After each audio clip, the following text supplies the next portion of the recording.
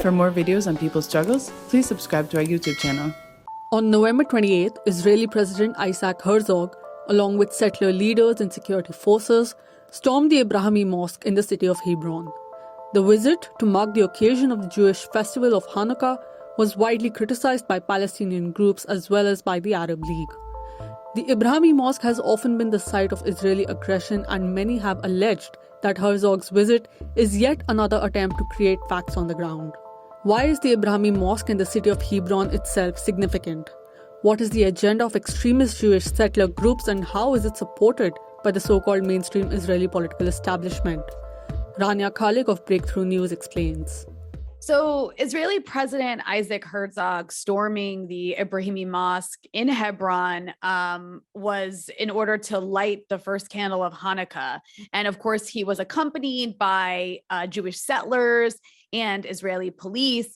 And this incident was significant for a number of reasons. First, it signifies his support for the extremist Jewish settlers in Hebron. Hebron is home to a couple 100,000 Palestinians. It's actually the second largest city in the West Bank. But the Palestinians who live there are basically at the mercy of a core of a few hundred religious extremist Jewish settlers who are protected by the Israeli occupation forces. And these settlers are vicious. They harass and assault Palestinians, including, or I should say, especially children, as they're on their way to school. And they do this with total impunity, which, they do this with total impunity. But on top of this, Palestinians who live in Hebron, on top of being harassed by these settlers, also have to deal with the sort of typical dynamics of the occupation, which is, curfews, checkpoints, land confiscations, home demolitions, and so on. And these two enterprises, the Israeli occupation through its military and the settlers, they're not separate. They work in tandem to control the land, to push Palestinians off the land. And Hebron is really like one of the most important reflections of this. And in Hebron also, there are segregated roads and even segregated sidewalks. Palestinians there really have no rights. It's one of the most extreme examples of this apartheid settler colonial system that Israel has imposed on Palestine.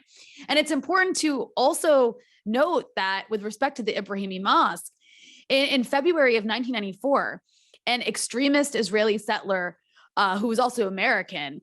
He's called Baruch Goldstein. He lived in a nearby settlement full of extremist Jews in Hebron called Kiryat Arba. And in February 1994, he gunned down 24 Muslim worshipers at the Ibrahimi Mosque in the center of Hebron. And Goldstein, it's important to also note that he was a Kahanist, meaning he followed the eliminationist genocidal ideas of the American Israeli Jewish extremist Meir Kahane. He was a member of the party founded by Kahane, which is the Koch Party. It's a far-right group that has so far-right and extreme, it's been classified by the US and the Israeli government as a terrorist group. And there is a memorial to Meir Kahane in that Israeli Jewish settlement in Hebron called Kiryat Arba, where Goldstein is also buried and actually worshipped. It's become like a pilgrimage site for Jewish extremists. And in the years following, I raised this to say, in the years following that 1994 massacre, the Ibrahimi Mosque was split into two parts. So it became like half mosque, half synagogue. And this further entrenched the Israeli occupation and the sort of extremist settler movement that seeks to wall off and ethnically cleanse Palestinians in the West Bank. And so while mainstream Israeli society distances itself from these extremists, these settlers are subsidized by the state. And so to bring it back to what you asked me in the beginning, the supposedly liberal president, Isaac Herzog, by visiting that mosque in Hebron that has all this historical baggage, he's essentially endorsing that extremist settler movement. And, second, this also shows that there really are no liberals in the Israeli government. They've all, across the political spectrum in Israel, they've all embraced the religious settler far right, even if they claim to be against it. He was there, again, to light the first candle of Hanukkah at the Ibrahimi Mosque, accompanied by settler leaders as well as members of the Knesset. Meanwhile, Palestinians were banned from praying there.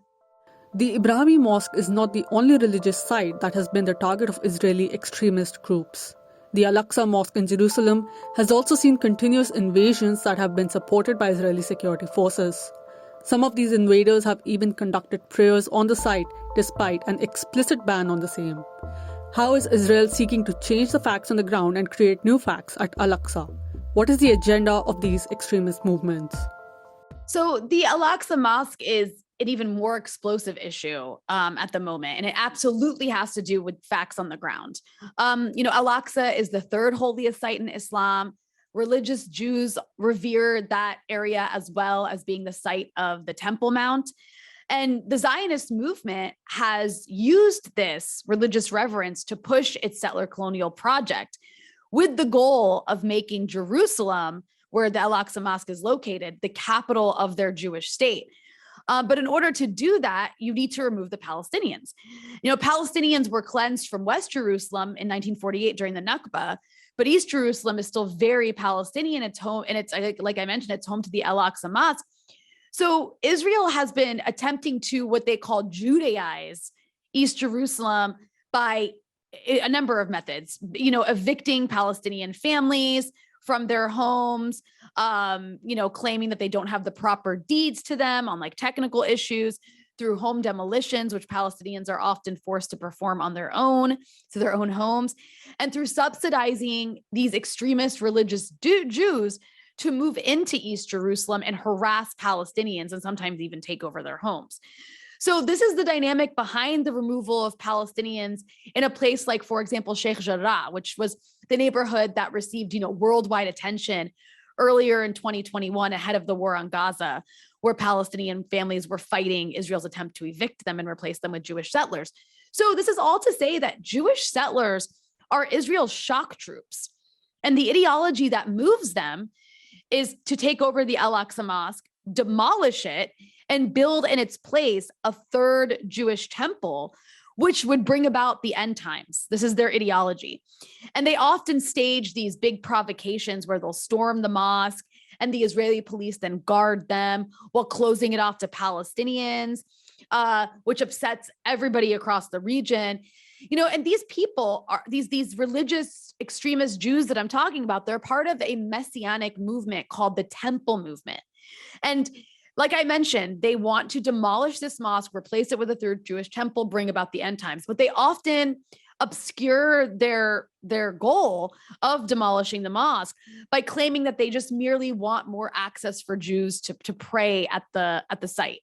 And they frame it as this matter, as this issue of equality and civil rights. But really, what these people are is, the best comparison to really help people understand is they're kind of like Jewish Taliban or like Jewish ISIS. That's the level of extremism I'm talking about here. So while the Israeli populace, again, doesn't necessarily agree, while the Israeli mainstream, I should say, doesn't necessarily agree with this religious messianic theology, they do support this movement as being some sort of like Jewish rights cause.